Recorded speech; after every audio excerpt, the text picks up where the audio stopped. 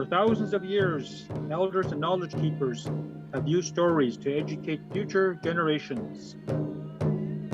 Stories and words can help heal our hearts and make Mother Earth a better place for all people. This is Healing Hearts. Hello everyone, welcome to Healing Hearts. I'm Tracy Koga. Well, this could be a very important federal election coming up on Monday, September 20th. We have at least 75 Indigenous candidates on the ballots, and that's history. Even in Manitoba, we have 7 Métis and 2 First Nations. So, is it still difficult for Indigenous, newcomer, and marginal communities to vote? This is our topic of discussion tonight on Healing Hearts.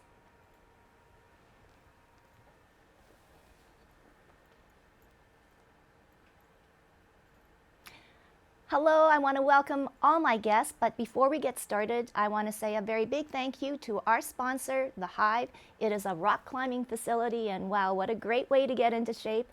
So thank you so much for this local support.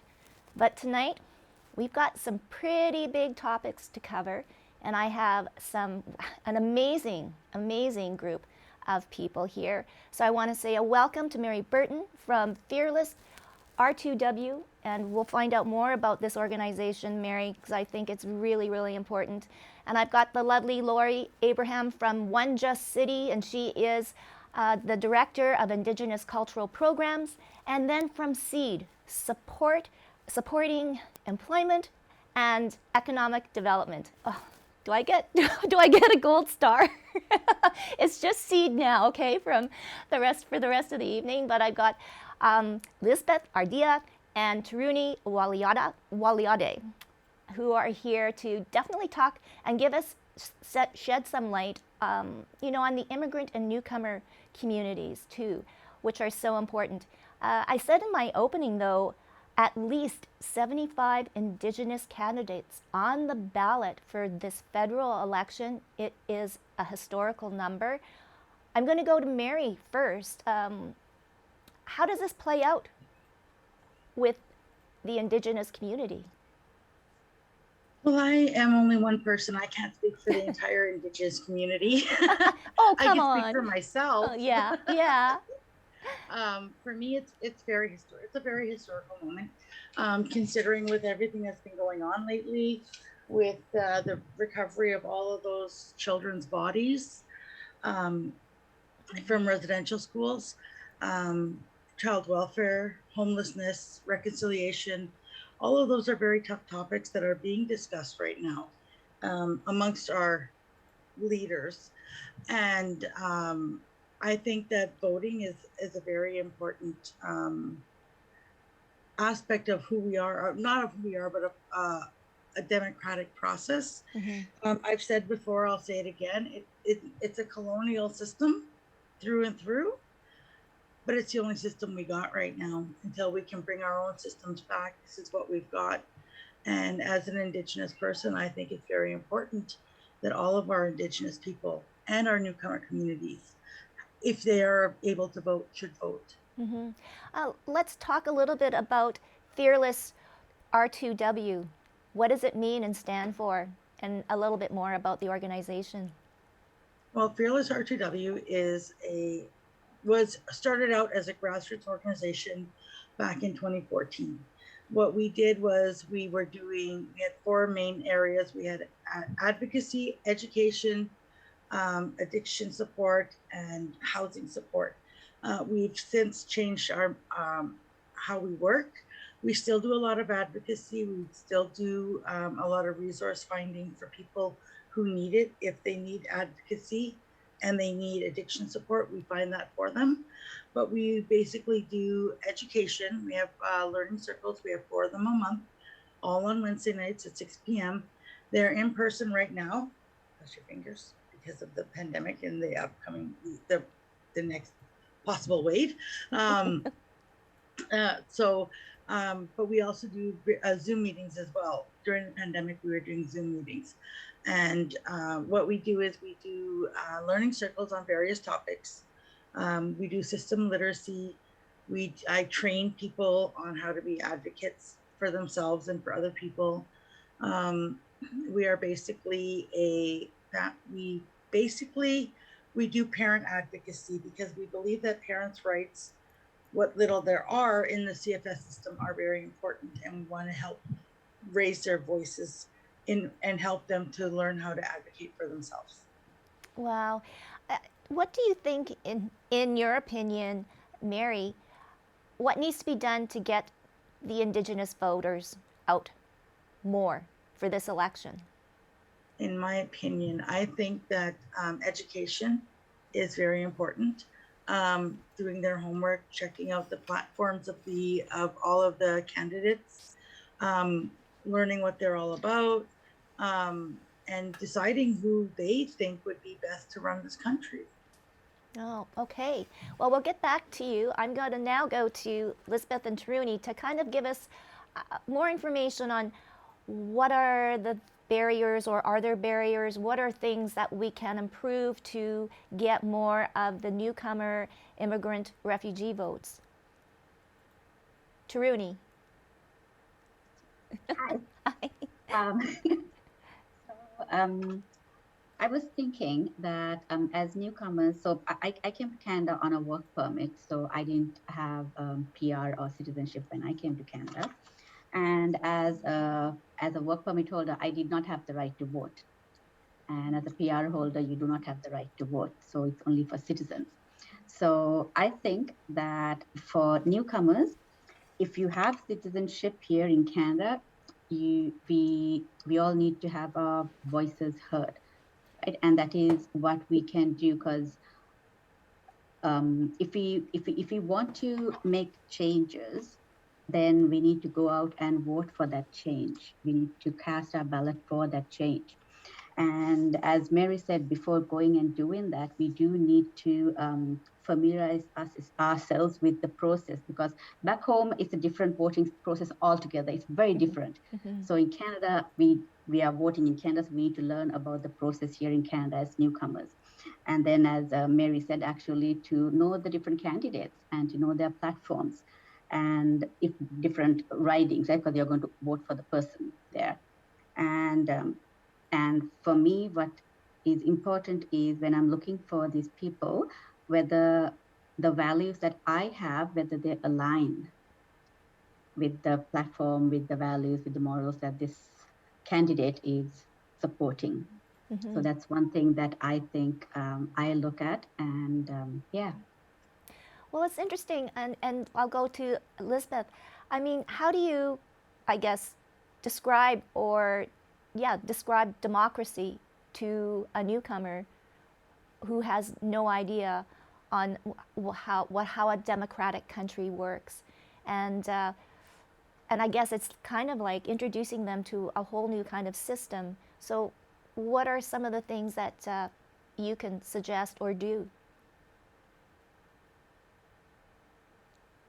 Sure, I go? Yes, here you go. So I think, like Taruni was saying, for a lot of as newcomers and immigrants that do have the opportunity to vote because we have Canadian citizenship, I think the way to encourage is that these are our representatives. These are people that are speaking in our behalf, and we need to hold them accountable. So that's kind of how the system and I think in a lot of countries does work that way. That we need to have these representatives speak for us for all of the issues that directly impact us.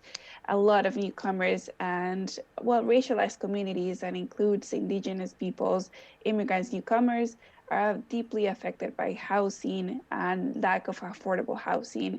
They're deeply affected for the cuts of health in the healthcare system, not having access to health cards, not having access to affordable education. So we do need to these elect representatives that can speak for us, but not only elect them and then not do anything else. We need to hold them accountable, and that is keep looking at what they're doing, send letters, and keep pushing them to make the changes that they have promised, because they impact us directly.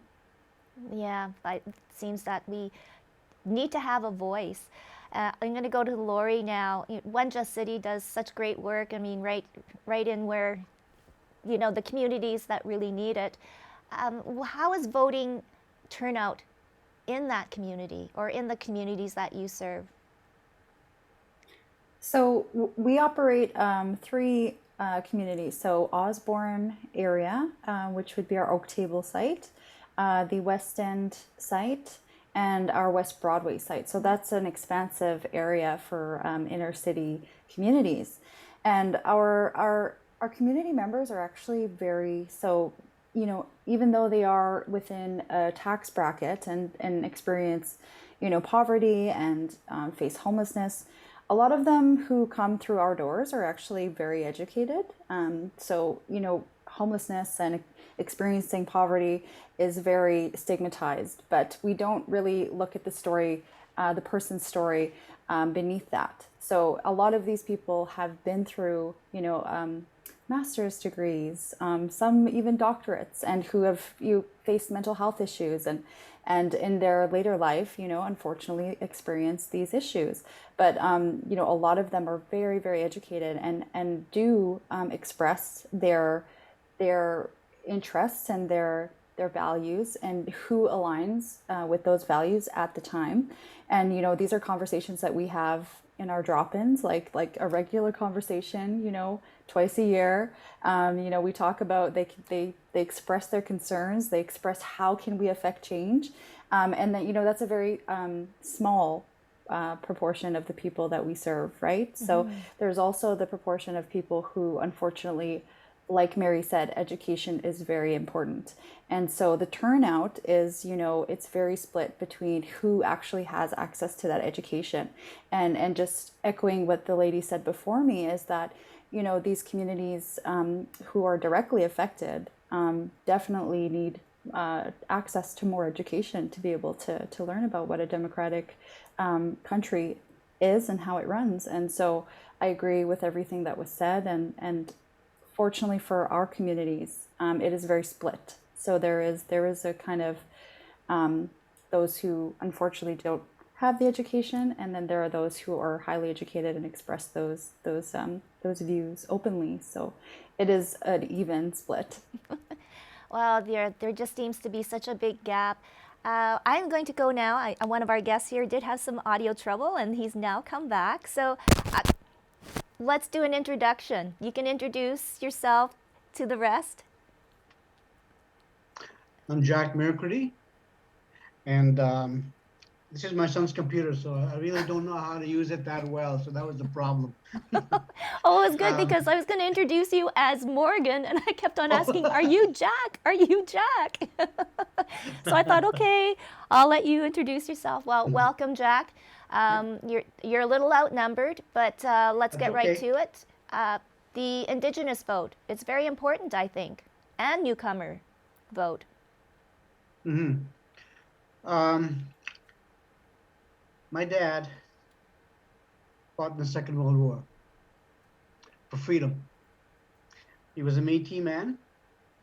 I believe he was allowed to vote, but my mother was a treaty, and she went to a residential school in Brandon in the 30s, and they weren't allowed to vote until 1960. So I find that it's extremely important for us as citizens to exercise our right to vote. If you don't vote, you can't complain. Mm-hmm. But if you vote, you can raise as much hell as you want to get your voice heard. I did get a call from our candidate here, and he asked me if I was voting, and I said yes, and he asked me for who, and I actually told him that there were some things that he had done, or promises made that were not really kept, and I think it's very important to stay on top of these elected officials of ours to try and ensure that whatever promises they make, that we let them know we're watching them. Mm-hmm. And I find that a lot of friends that I've had, even family, never voted. and I couldn't understand why. And then even now, because they say that the politicians, they they say they're dishonest. Whether or not they are, I mean, they probably have certain groups that they cater to, the people that provide them with their pledges and so on, that they may look after their needs more so than just the general public, you know. And I think that's unfair. I don't think you can find any. I think it's difficult to find candidate who will serve the people and what is it? It's better to be a servant than to be a leader. And if you're going to serve, then you become a better leader. Mm-hmm. But only if you're not doing it for your own ambitions or whatever. You know, I think a lot of these guys go in there for that. A lot of them maybe go in there for the money or the prestige. You know, and I don't think they're. I think a lot of them just don't really think of the people that they're looking to serve. Mm-hmm. I think that's lost somewhere along the campaign trail, or after they've been elected in, then they just sort of sit back and reap the benefits. What would you like to see changed, Jack? Well,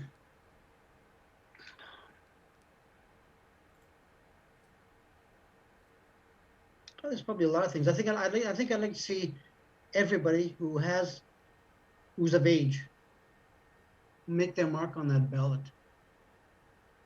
because you get when you have low turnout, sometimes the parties that campaign the hardest are the ones that get in, and they're not the ones that really have the best interests of the people at heart. Mm-hmm. You know, and that's why ever since I was of age, I voted every year, councillors, city, province, federal. Wow. You know, and it's based on I guess what's happened to myself and to maybe certain groups of people. You know, Mm-hmm. especially the ones that are almost that are unable to speak for themselves. And I think those are the ones too that should actually go out there and be encouraged to vote. Yes, you're right. Well, and leading into that, I have a question. I'll throw it out to anyone that can answer it. I think maybe Taruni or Lizeth can answer this one. As a permanent resident, what can I do to participate since I can't vote?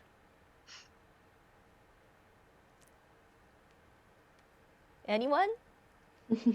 Okay, I'll start. Yeah.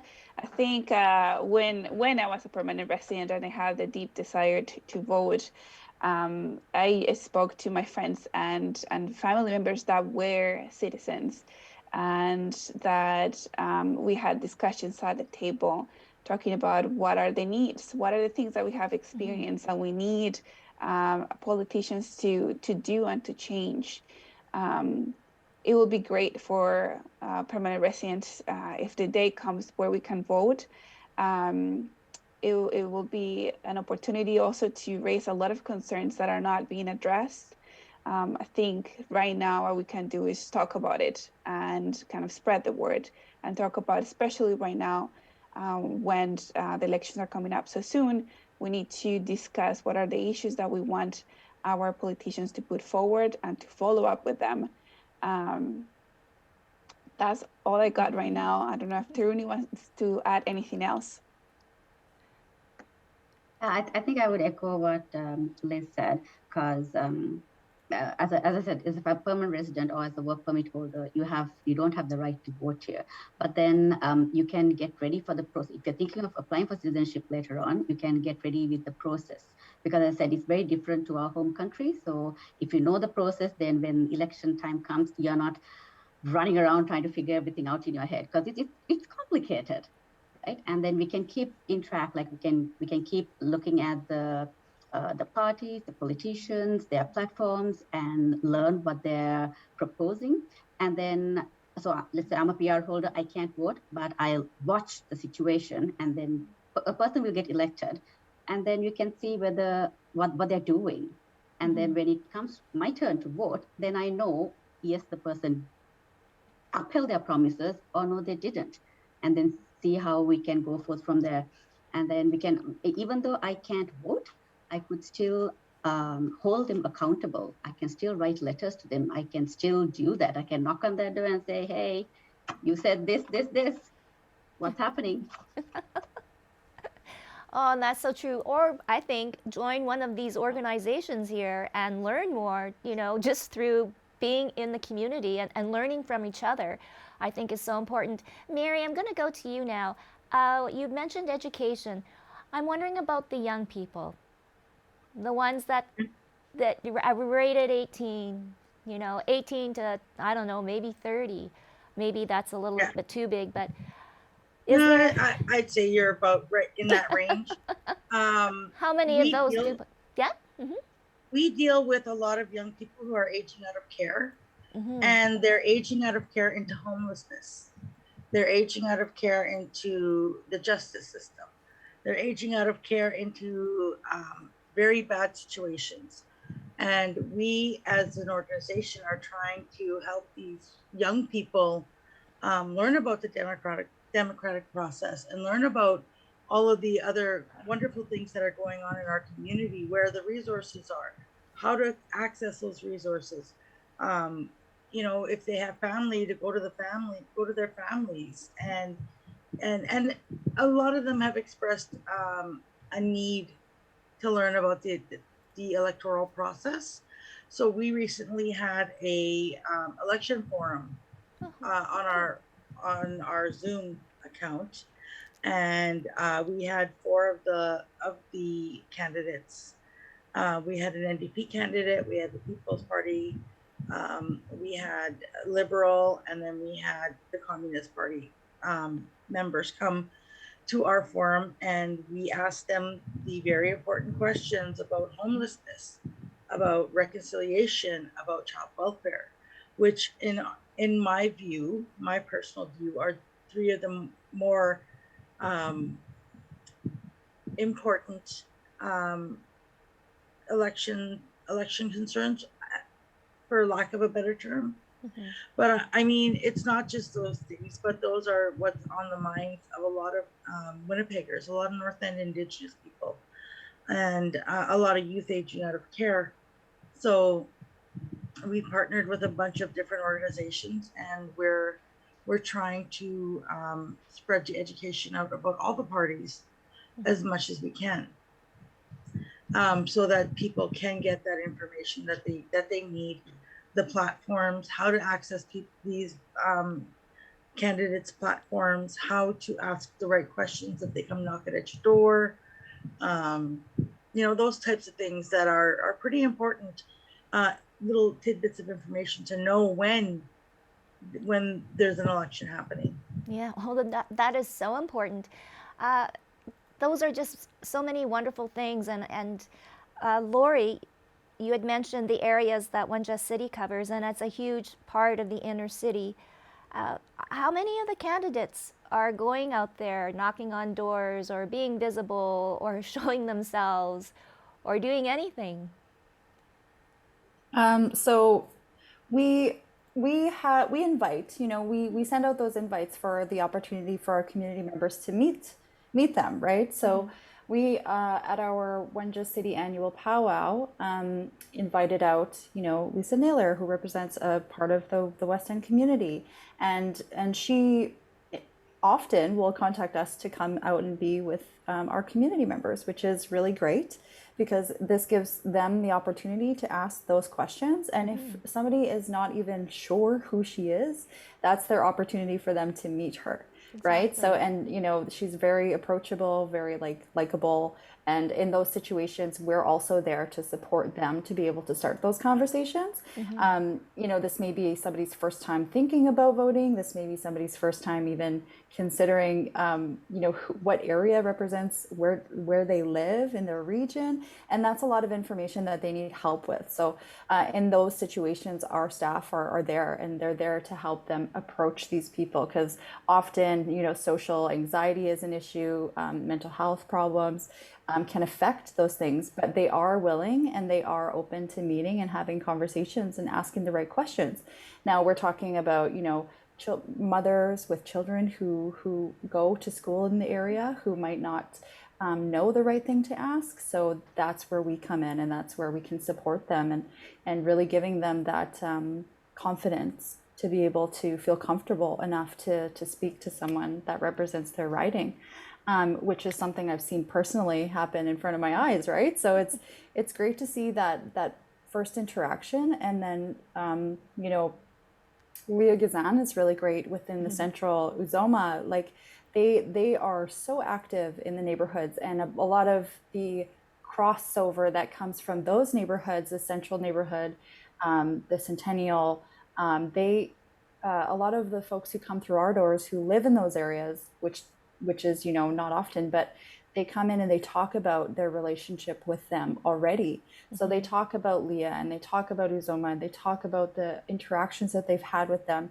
And from that community connection and that community effort, it really builds trust. And then so our community then hears these conversations, is encouraged to go up to Lisa Naylor and ask her important questions, right? So these are the things that we foster, and we try to, help them communicate what their needs are and what their questions are, what kind of things they want to see done in their neighborhood, based off of the idea that they might not have had that information in the past, to be able to ask those things, which is really great. So, young mothers with large families that their children attend these schools, that's a really good thing to see happen. And we encourage, all of our community members to continue and to push themselves in those situations, and with our support they have. And so that's a really great thing to see. Well, it sounds like you really are continuing that whole community thing, which is so important. We do have another question. So since ridings and voter registration is based on a home address, you probably know where I'm going with this, how does someone experiencing homelessness get registered and vote? So within our communities, we, that's always often a thing.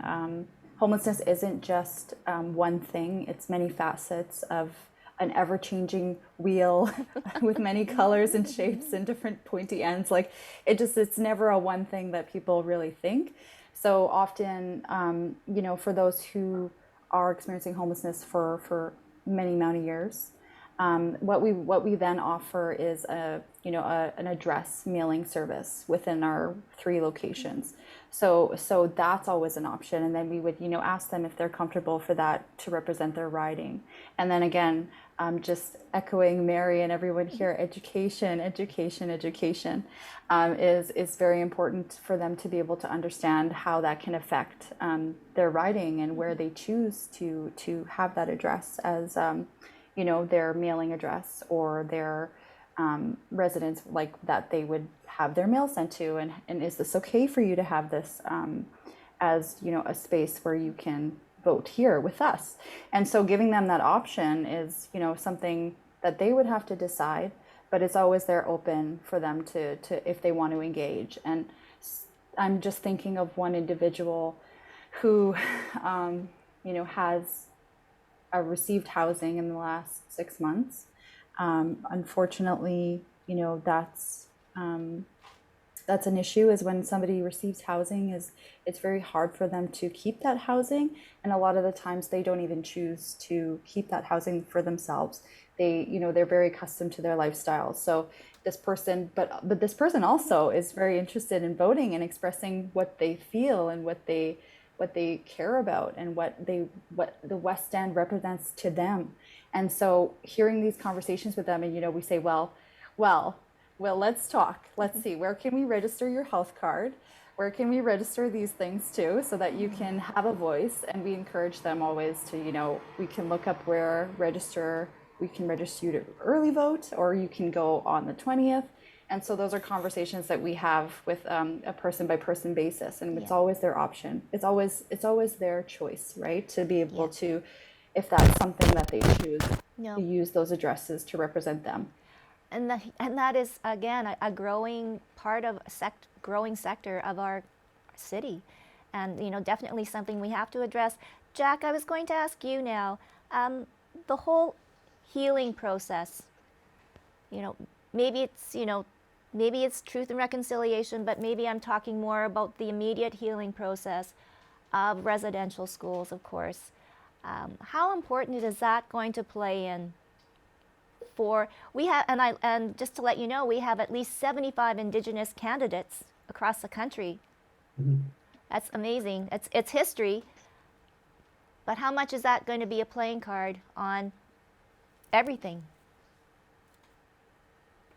That's a difficult question to answer. I think one of the things that we as Canadians have to do is learn more about the history of what happened. And I'm involved with Truth and Reconciliation, not with Circles for Reconciliation. And there are individuals in there that, through the number of meetings that I've attended, were not familiar with the residential schools or the 60s school or the PASS system or the Indian Act. But I think when they learn about it, it opens their eyes, it opens their minds, and I think that's when they start becoming a little bit more active. Because really, with what little I know myself, it kind of encourages me to go and read up more literature on these types of things. And I think people have to be put in a position of actually experiencing what these individuals feel. It's like, what does it feel like to lose a member of your family? When they found those graves, I was lost. I didn't know what to do. I didn't know what to say. And yet, having my mother go to a school like that, and the experiences that she told us about, made me realize that she was one of the lucky ones, to actually have come out of that. She did learn a few things, but for us to, you can't change people. You can't change people's minds. I think we have to work on individuals one at a time. And through the Circles for Reconciliation, I think these individuals that have signed up, they do have an interest. They want to know what happened. And there have been meetings where people actually wept because of the stories that they heard. And I think something like this has to be taught in schools, starting at elementary level, just so people are aware that when you look downtown, you see all these people that are homeless, that have mental health issues.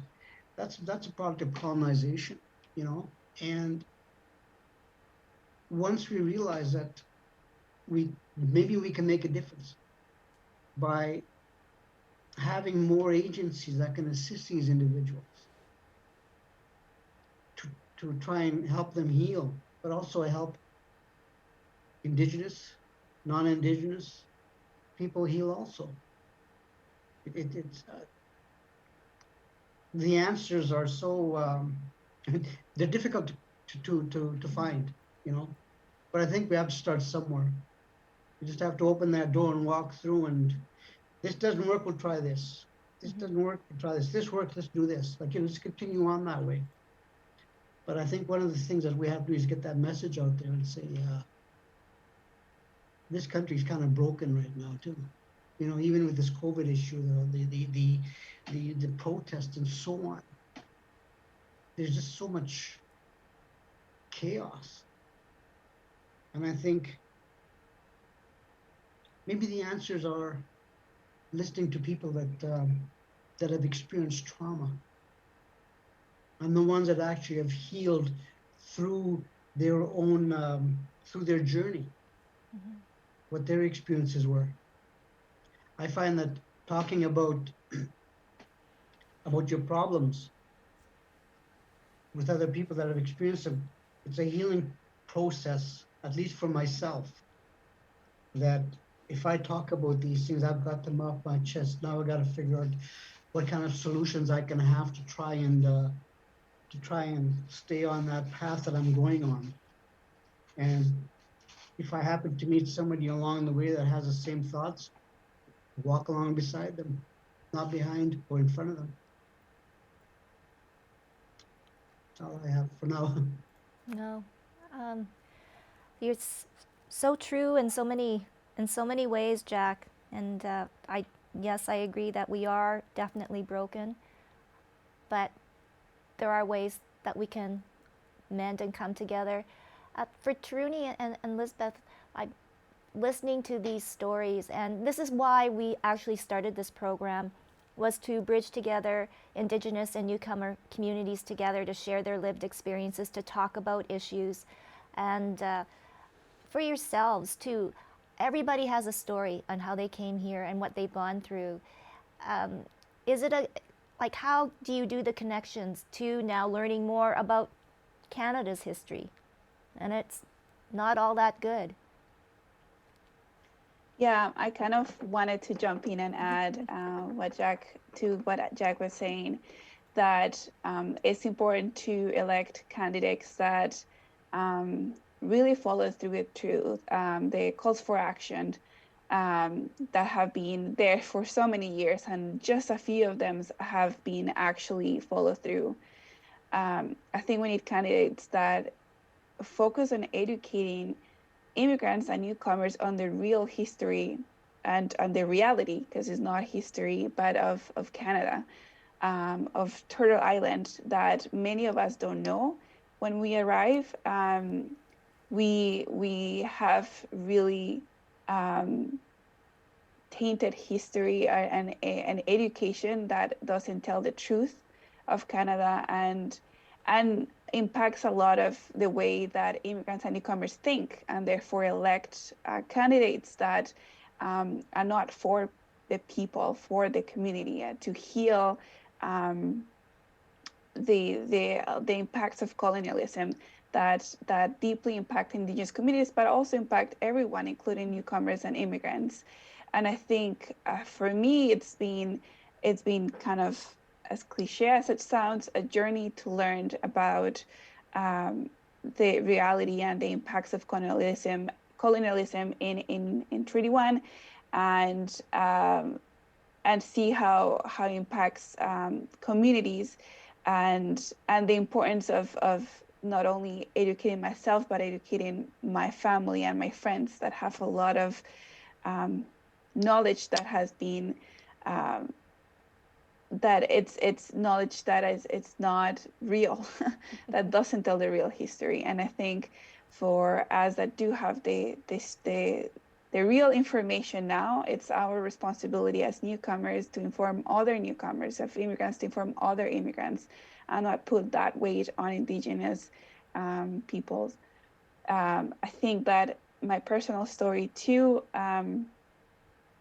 I think affordable, like as I was saying, affordable housing impacts refugees, impacts newcomers, and impacts Indigenous peoples, and seeing how, like I was saying before, all of this things that the system creates that affects racialized communities and Indigenous communities impacts us all. That's a way of unifying us and just kind of raising our voices together for those changes that we want to see being put forward.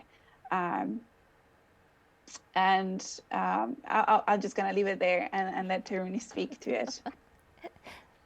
Yeah, so to talk a little bit about my story, like when I came to Canada, I thought it was this wonderful country that I'm coming to, no issues, because my country has so much of issues, so much of bad things.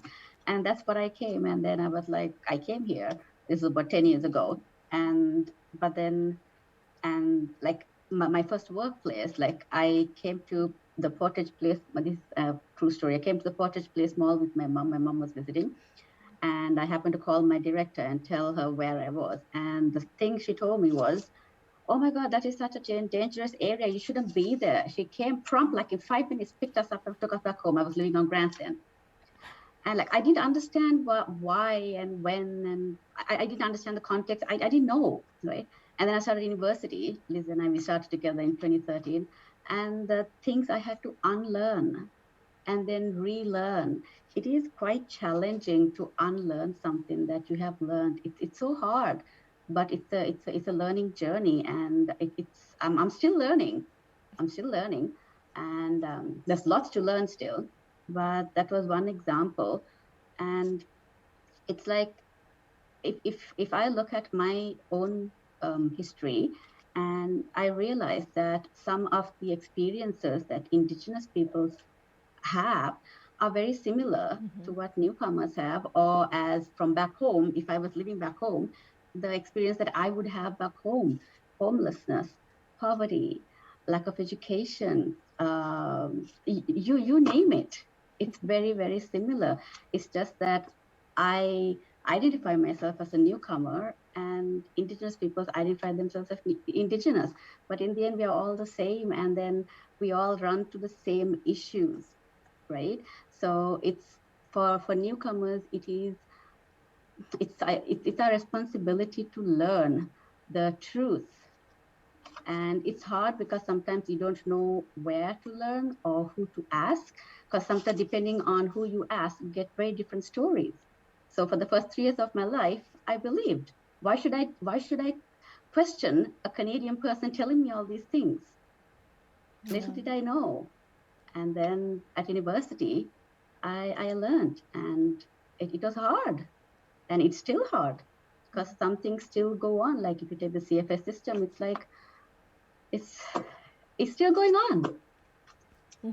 Right? And well, we don't have that. We don't have the answer, do we yet, Mary? I'm going to go to you. I saw that you got a little emotional listening to Jack, and this is a tough time, but like we were saying, this is a very historic time where things can change for the better. Yes, it is. And I did get emotional because of my personal experiences. My mother was in residential school.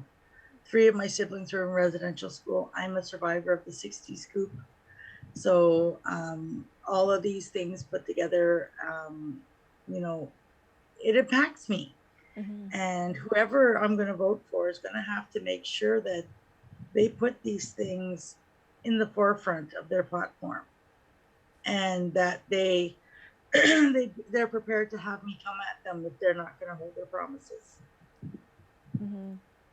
Oh, I do have a question, and it says for Jack, but I'd be interested to hear everyone's opinion. So, do you think about the Truth and Reconciliation Day, which is now September 30th, being recognized or not as a boldly indifferent process, and how that will maybe impact which parties people vote for? So basically they're asking, it's been out there, it's been proclaimed September 30th, Truth and Reconciliation Day. Some are recognizing it as a day to learn, others maybe not. Do you think this will play an important part on who gets the vote? Jack? Jack. I do think it's going to be a very important thing because, first of all, September 30th was originally Orange Shirt Day. And it should have stayed Orange Shirt Day. They should have chosen a different day for the Truth and Reconciliation Day. As you can see, I'm wearing an orange shirt. So, I think that was a pretty bold and offensive move for our government to change Orange Shirt Day to Truth and Reconciliation Day. But I have a lot of people who are like, no, it's good. So, there's people on both sides of the fence. That again is my own personal opinion.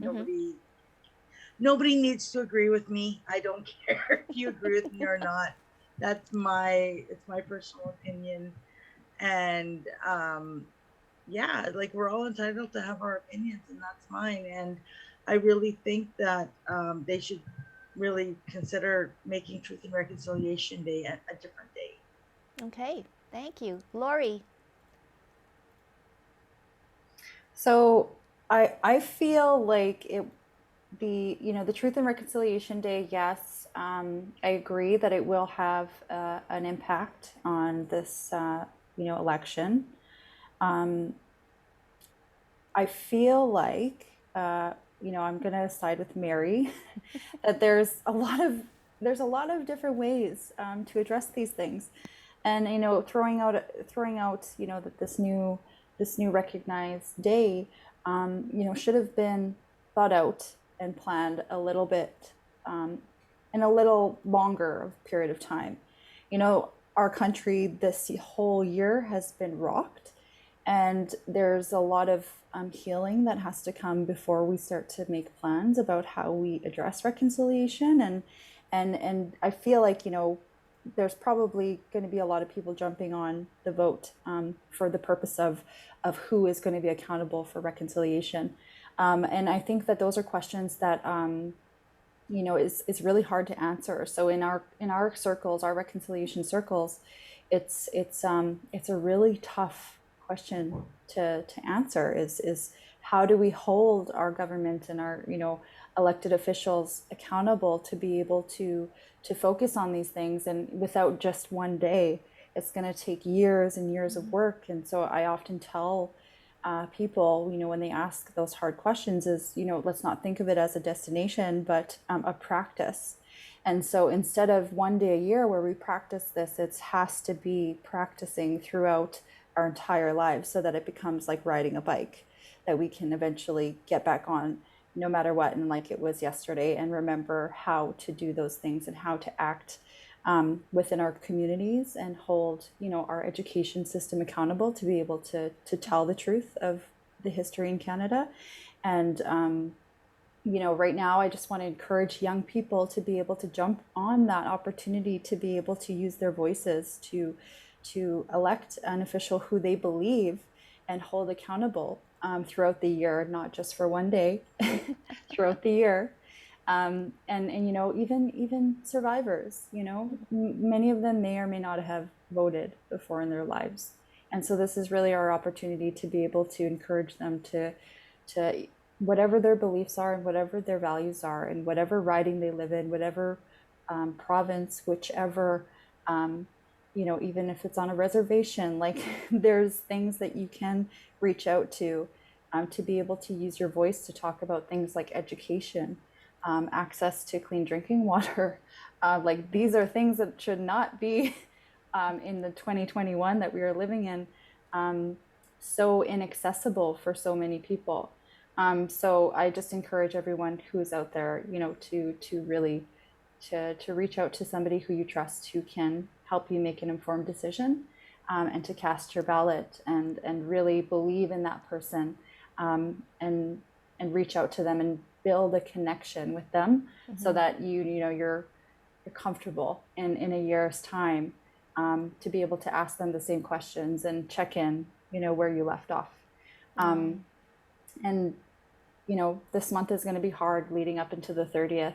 It's going to be hard. So for a lot of people, with the time of elections coming around, have conversations that are hard, even if they're hard, push through them, and have conversations and encourage people to do that. So. Oh, well, thank you so much, Lori. So well said. Jack, the question was for you, but I, gave it to the rest of the group, just to hear everybody's opinion. Okay. I'm going to wear an orange shirt anyway. Good. On September 3rd. But I also think that it should be a day of reflection, not just a holiday. Because people go shopping on holidays. They do things on holidays. It should be a day of reflection on what that shirt means, and who it was meant for. Will it affect the election? You're going to have your hardcore liberals, your hardcore conservatives, NDP that are going to vote for their party. I think it's the other ones that are undecided, or the ones that actually think about the issues that'll make the difference in who gets elected. And I guess that's where we'll see where the chips fall, right? No doubt. Yes. Taruni? So I sometimes wonder when governments make these changes, who they actually consult and ask. Because it's true, like people just change stuff haphazardly sometimes without thinking, and you don't know whether you are being offensive, whether you are hurting people some more, right? So sometimes communities do need to get consulted, and meaningful consultation, not just saying, okay, hey, okay, I have this conversation and then go and do whatever you want with it, right? Meaningful consultation, because voices need to be heard. They need to be respected.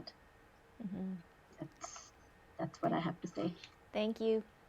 And Lisa? Well, I don't think I have a lot to add. Everything that everyone said, it's very well said. I guess that my concern with these proposals and changes are they being performative, or are they being real?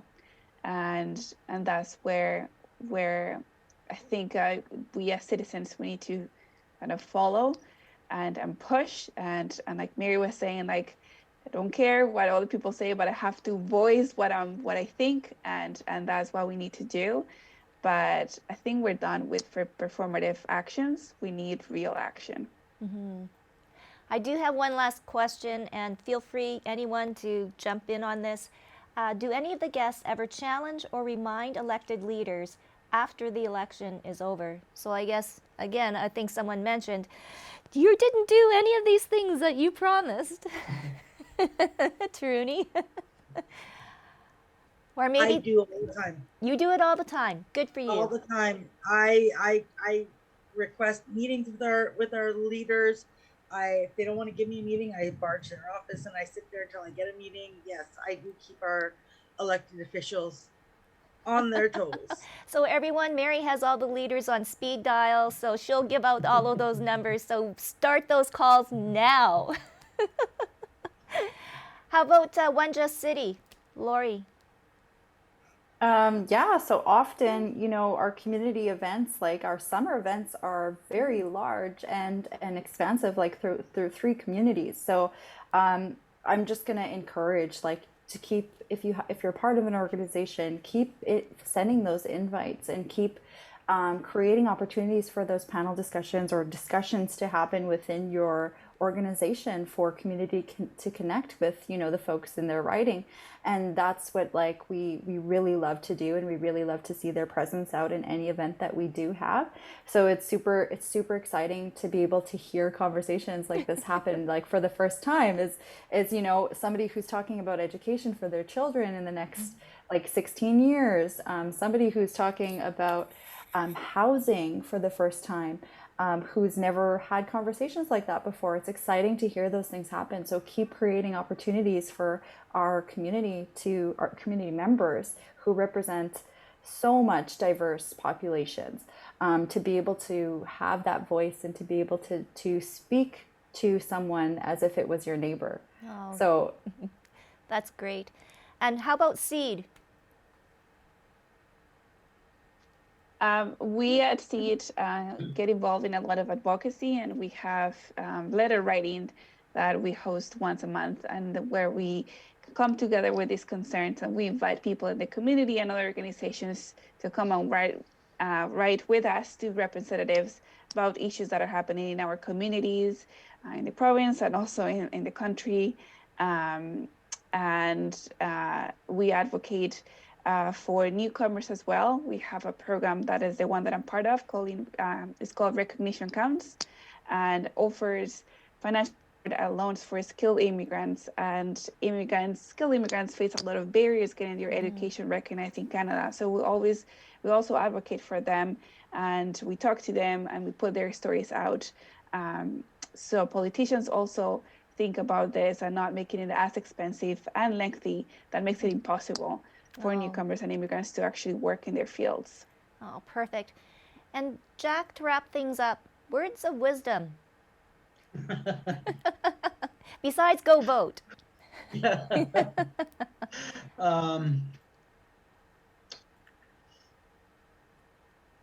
I've only had one call from a candidate. That was it.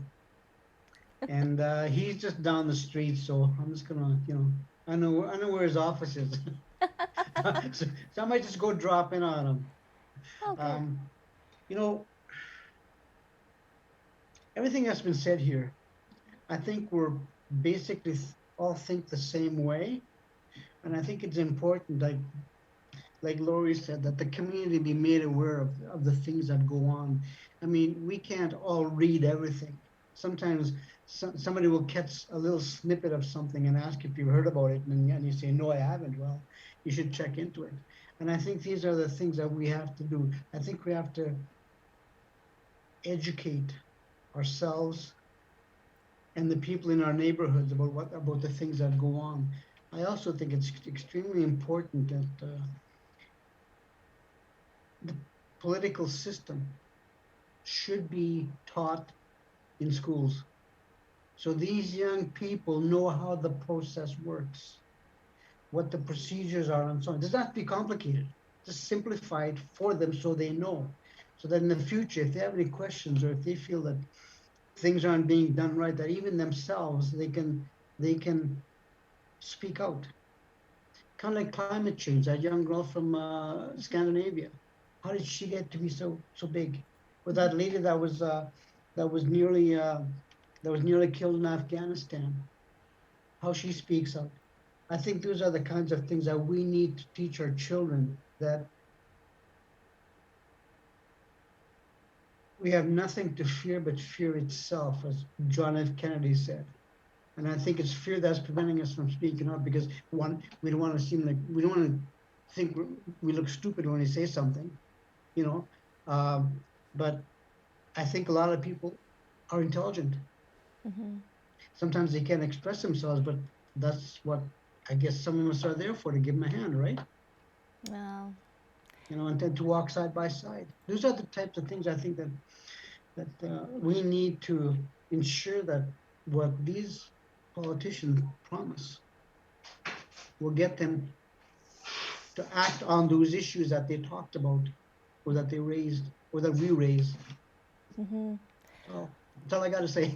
No, it's all true, and I think that this will be a very important election, and it'll be wonderful if this little conversation here can move people. We know of organizations, Fearless, R2W, One Just City, Seed. Go to their websites, give them a call. Call Mary. She answers all her calls. We'll give Jack's phone number, okay? And you can call Jack.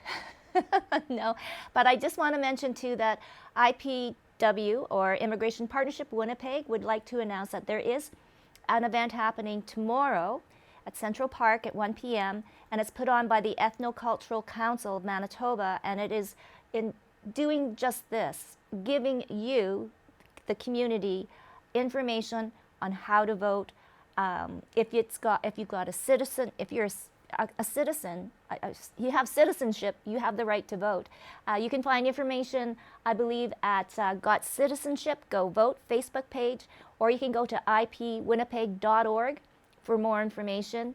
It's a free event, and maybe you'll see people like Mary and Taruni and Lizeth and Jack there. So it's 1 o'clock tomorrow in the afternoon at Central Park. So thank you all so much for tonight. Again, it's been an amazing conversation, and again, I hope it encourages more people to vote. So have a safe and healthy evening, and thank you so much. Thank you for watching Healing Hearts.